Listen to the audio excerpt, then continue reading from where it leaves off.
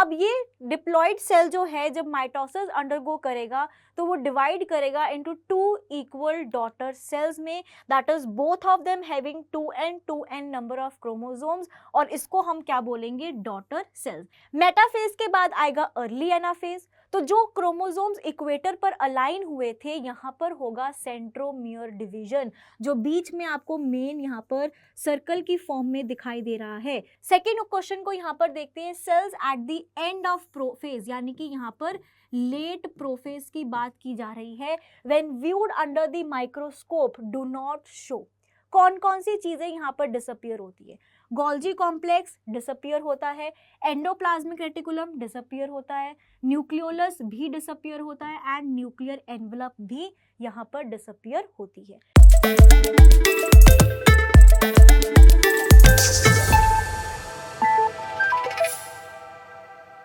Hello students, welcome to the session. आज के इस सेशन में हम डिस्कस कर रहे हैं cell cycle and cell division के चैप्टर में से mitosis, that is a important process. Most of the haploid cells and somatic cells इस प्रोसेस को अंडरगो करते हैं।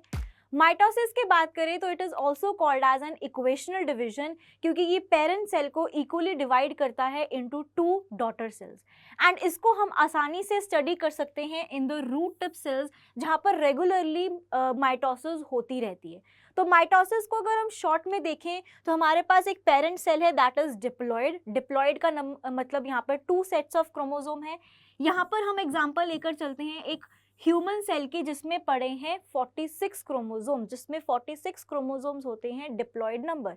अब ये डिप्लॉइड सेल जो है जब माइटोसिस अंडरगो करेगा तो वो डिवाइड करेगा इनटू 2 इक्वल डॉटर सेल्स में, that is both of them having 2n number of chromosomes, और इसको हम क्या बोलेंगे, डॉटर सेल्स। यानी कि इस सेल में भी 46 क्रोमोसोम्स होंगे एंड इस सेल में भी 46 क्रोमोसोम्स होंगे, इसलिए इस प्रोसेस को इक्वेशनल डिवीजन बोला गया है। माइटोसिस को हम 2 प्रोसेसेस में फर्दर डिवाइड कर सकते हैं। One is karyokinesis, that is division of nucleus यहाँ पर हो रहा है, एंड सेकेंडली साइटोकाइनेसिस, जहाँ पर डिवीजन ऑफ साइटोप्लाज्म हो रहा है। पहले कैरियोकाइनेसिस होगा which will be followed by the cytokinesis process. Karyokinesis में फर्दर 4 स्टेप्स यहाँ पर होते हैं। First is the prophase which is the longest phase of karyokinesis, followed by metaphase, followed by anaphase and followed by telophase. यहाँ पर anaphase is the shortest phase. Telophase के बाद continue करेगा साइटोकाइनेसिस, और plant cell and animal cell में 2 different method से होता है। प्लांट सेल की बात करें तो वहाँ पर फॉलो होता है cell plate method, and animal cell की यहाँ पर हम बात करें तो वहाँ पर फॉलो होता है furrow method. Eight the end of the session हम देखेंगे कि सेल प्लेट मेथड कैसे है एंड फरो मेथड कैसे है। तो सबसे पहले यहाँ पर स्टार्ट करते हैं with the prophase, and prophase में हम डिस्कस कर रहे हैं अर्ली प्रोफेज को। एनिमल सेल का एग्जांपल हम यहाँ पर लेते हुए चलेंगे। तो एनिमल सेल में सबसे outer most boundary that is the plasma membrane, यहाँ पर पाए जाते हैं सेंट्रियोल्स, एंड कुछ ऑर्गेनेलीज यहाँ पर देखी जा रही हैं, that is the Golgi complex, endoplasmic reticulum है, न्यूक्लियर मेम्ब्रेन है, न्यूक्लियोलस है, एंड एक उलझा हुआ थ्रेड लाइक स्ट्रक्चर है which is called as the chromatin. जब यहाँ पर अर्ली प्रोफेज हो रहा है तो सबसे पहला इवेंट यहाँ पर सेंट्रियोल जो हैं वो मूव करेंगे टुवर्ड्स द ऑपोजिट पोल्स। तो centriole start moving towards the opposite poles, and इस उलझे हुए क्रोमैटिन में कुछ चेंजेस होंगे। ये एंटैंगल्ड क्रोमैटिन जो है ये पहले सुलझेगा, यानी कि अनटैंगल्ड क्रोमैटिन फॉर्म बनाएगा। ये अनटैंगल्ड क्रोमैटिन फिर कंडेंस होना स्टार्ट होगा एंड वो बना देगा क्रोमोसोम, यानी कि क्रोमैटिन कंडेंसेशन यहाँ पर शुरू हो रहा है एंड वो क्या बना रहा है, क्रोमोसोम्स बना रहा है। लेट प्रोफेज में जाते हुए यहाँ पर सेंट्रियोल्स रेडिएट आउट करते हैं एस्ट्रल रेज, और ये कलेक्टिवली यहाँ पर बना रहे हैं एस्टर को, यानी कि सेंट्रियोल एंड एस्ट्रल रेज यहाँ पर क्या बना रहे हैं, एस्टर्स। देन यहाँ पर 1 by 1 गोल्जी कॉम्प्लेक्स डिसअपियर हो गया, देन एंडोप्लाज्मिक रेटिकुलम डिसअपियर होगा, न्यूक्लियर मेम्ब्रेन यहाँ पर डिसइंटीग्रेट कर जाएगी, न्यूक्लियोलस यहाँ पर डिसअपियर हो रहा है, सारी ऑर्गेनेलीज 1 by 1 यहाँ पर हटना शुरू हो जाएंगी, एंड सेंट्रियोल्स यहाँ पर बना रही हैं स्पिंडल फाइबर्स। ये स्पिंडल फाइबर्स और एस्ट्रल रेज कलेक्टिवली इसको माइटोटिक अपरेटस भी बोला गया है। तो लेट प्रोफेज में क्या हो रहा है, सेंट्रियोल्स ऑपोजिट पोल्स की तरफ मूव कर जाएंगे and spindle fibres radiate out कर रहे हैं। सारे organelles that is endoplasmic reticulum, Golgi bodies, nucleolus and nuclear envelope यहाँ पर डिसअपियर कर रहे हैं। क्रोमैटिन मटेरियल जो है कंडेंसेशन उसका कंटिन्यू रहता है, शुरू हुआ था अर्ली प्रोफेज में, अब कंटिन्यू हो रहा है into the late prophase. Late prophase के बाद मेटाफेज से पहले एक ट्रांजिशन मोड आएगा, यानी कि एक ट्रांजिशन हो रहा है टू द मेटाफेज। इसमें कंप्लीट डिसइंटीग्रेशन हो गया। पहले हमें यहाँ पर टुकड़ियों में न्यूक्लियर एनवेलप देखने को मिल रही थी, लेकिन अब यहाँ पर न्यूक्लियर एनवेलप कंप्लीटली डिसइंटीग्रेट कर गई है। अब न्यूक्लियर एनवेलप नहीं है तो क्रोमोसोम्स साइटोप्लाज्म में क्या कर गए हैं, स्कैटर हो गए हैं, बिखर गए हैं अलग अलग जगहों पर। जो स्पिंडल फाइबर्स यहाँ पर बनने स्टार्ट हुए थे वो ट्रांजिशन मोड में अटैच हो जाएंगे टू दी काइनेटोकोर्स। यहाँ पर जो रेड कलर का स्ट्रक्चर आप देख सकते हैं, इन स्ट्रक्चर्स से अटैच हो जाएंगे spindle fibres. Transition to metaphase, यानी कि अब होगा मेटाफेज स्टेज। मेटाफेज में इक्वेटर पे या बिल्कुल मिडल में सारे क्रोमोसोम्स अपने आप को अरेंज कर लेंगे एंड बनाएंगे यहाँ पर मेटाफेजिक प्लेट। मेटाफेजिक प्लेट यहाँ पर बन रही है। तो इसमें मेटाफेज में क्या हो रहा है, सबसे पहली चीज क्रोमोसोम्स जो हैं वो अपना कंडेंसेशन कंप्लीट कर चुके हैं एंड ये बेस्ट स्टेज है टू स्टडी दी क्रोमोसोम। उनकी मॉर्फोलॉजी को हम यहाँ पर आसानी से स्टडी कर सकते हैं क्योंकि उनका साइज सबसे शॉर्टेस्ट यहाँ पर रहता है एंड सारे इक्वेटर पर अपने आप को अलाइन कर लेते हैं, जिसको हम मेटाफेज प्लेट भी बोल रहे हैं या फिर इक्वेटोरियल प्लेट भी यहाँ पर कह रहे हैं उसको।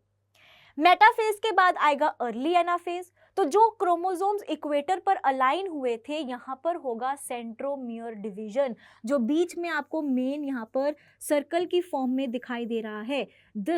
यहाँ पर इसका होगा डिवीजन एंड ये डिवाइड करके बना देंगे इनटू दी सिस्टर क्रोमेटिड्स, यहाँ पर अलग अलग हो जाएंगे। तो सेंट्रोमियर डिवीजन हो रहा है एंड सेपरेशन हो रहा है सिस्टर क्रोमेटिड्स का। इसके साथ साथ क्रोमोसोम नंबर बिकम्स डबल। यहाँ पर ये इंपॉर्टेंट पॉइंट है टू नोट कि एनाफेज में क्रोमोसोम नंबर डबल था। यहाँ पर पहले 4 क्रोमोसोम्स प्रेजेंट थे, अब सिस्टर क्रोमेटिड्स के डिवीजन की होने की वजह से यहाँ पर 8 क्रोमोसोम्स हो जाएंगे। एक sister chromatids will be counted as 1 chromosome. तो यहाँ पर क्रोमोसोम नंबर डबल हो रहा है and each chromosome has only 1 chromatid. Then यहाँ पर जो स्पिंडल फाइबर हैं वो कॉन्ट्रैक्ट करेंगे एंड ऑपोजिट पोल्स की तरफ क्रोमोसोम्स को खींचेंगे, जिसकी वजह से जो सेंट्रोमियर है वो पोल्स की तरफ है। ये जो सेंट्रोमियर है वो पोल्स की तरफ मूव कर रहा है, दैट इज लीडिंग एज बना रहा है एंड जो क्रोमोसोम की आर्म्स हैं वो पीछे पीछे उनको फॉलो करती है, उनको ट्रेल करती हैं। तो पोल्स की तरफ सेंट्रोमियर और पीछे पीछे कौन आ रही है, सिस्टर क्रोमेटिड्स। तो इस तरह से लेट प्रोफेज तक आते आते डॉटर क्रोमोसोम्स जो हैं वो ऑपोजिट पोल्स पर मूव कर जाएंगी। एनाफेज के बाद आएगा टीलोफेज। अब telophase is the reverse prophase. जो भी चीजें प्रोफेज में हुई थी उनका सब उल्टा यहाँ पर क्या हो जाएगा, टीलोफेज में हो जाएगा। तो पहले हमें क्रोमोसोम्स दिख रहे थे, क्रोमोसोम्स डिकंडेंस कर जाएंगे इनटू द क्रोमैटिन मटेरियल, वो अपनी आइडेंटिटी को लूज कर देंगे and decondense to form the thread like structure that is chromatin. One by one अब न्यूक्लियर मेम्ब्रेन हमें दिखनी स्टार्ट हो गई है। प्रोफेज में डिसअपियर हुई थी, रीअपियर कर जाएगी इन द टीलोफेज। तो nuclear envelope reappears, nucleolus reappears, जो ऑर्गेनेलीज डिसअपियर हुई थी वो भी वापस आएंगे, यानी कि endoplasmic reticulum reappear, Golgi complex या गोल्जी बॉडी भी रीअपियर कर जाएगी। एंड यहाँ पर आप देख सकते हैं कि यहाँ पर एक खड्डे टाइप या एक फरो टाइप चीज बन रही है, दैट इज साइटोकाइनेसिस यहाँ पर शुरू हो गया है। एनिमल सेल के साइटोकाइनेसिस की बात करें तो फरो मेथड से हमने देखा था स्टार्टिंग ऑफ द लेक्चर में कि फरो मेथड से साइटोकाइनेसिस यहाँ पर होती है। सेंट्रीपिटल फैशन भी बोलते हैं इसको, कि बाहर वाली साइड से अंदर वाली साइड ये फरो मूव करती है, कॉन्स्ट्रिक्ट करती है दोनों साइड से एंड एक सेल डिवाइड कर जाता है इनटू 2 डिफरेंट डॉटर सेल्स जिनका आइडेंटिकल जेनेटिक कॉम्प्लीमेंट या जिनके क्रोमैटिन मटेरियल बिल्कुल सेम है। कौन सा फैशन यहाँ पर फॉलो किया गया है, सेंट्रीपिटल फैशन, यानी कि आउटवर्ड टू इनवर्ड यहाँ पर मूवमेंट हो रहा है in case of animal cell cytokinesis.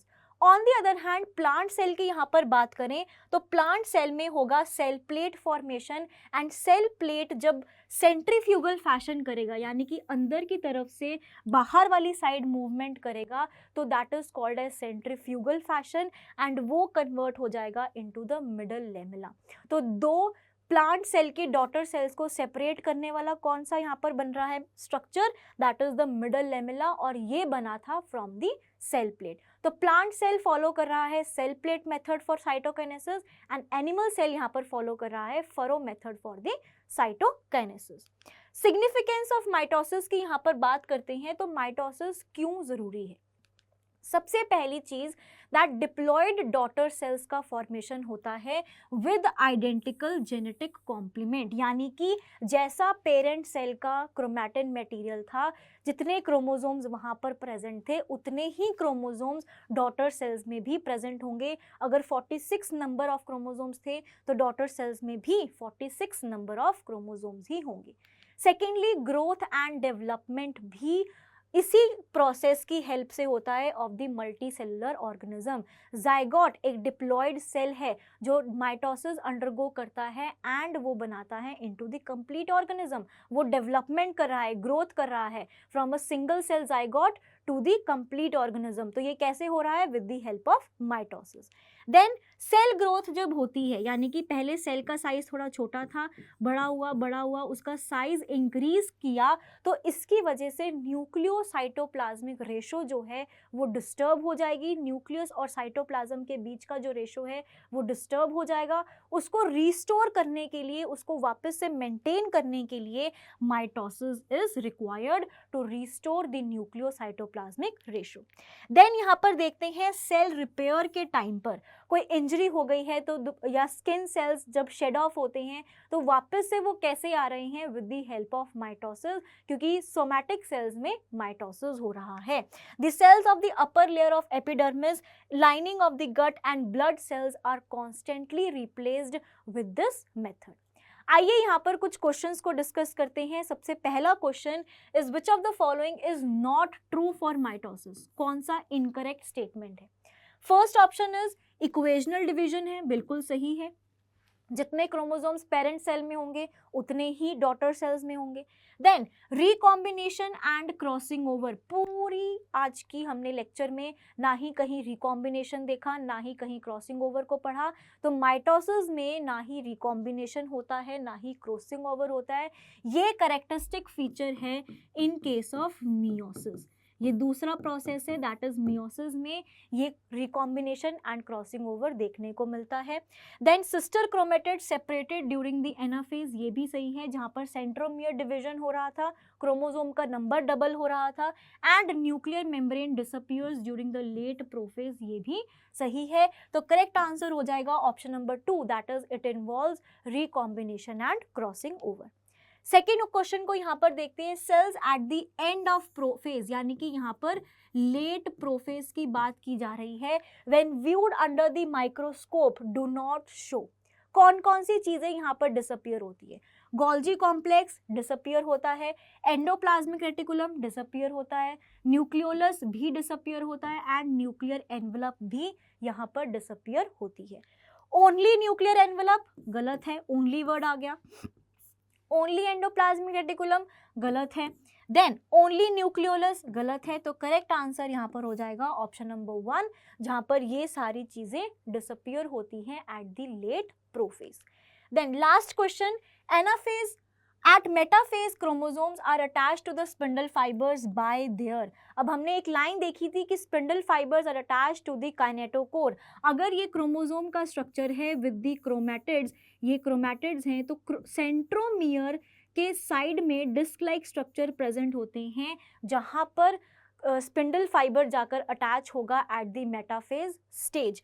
तो सेंट्रोमियर से नहीं अटैच हो रहे हैं, सैटेलाइट से नहीं अटैच हो रहे हैं, सेकेंडरी कॉन्स्ट्रिक्शन से भी नहीं अटैच हो रहे हैं, but they are getting attach to the kinetochores जो सेंट्रोमियर के साइड्स पर प्रेजेंट होते हैं। तो that was all for today's session. I hope आपको ये माइटोसिस समझ में आया हो।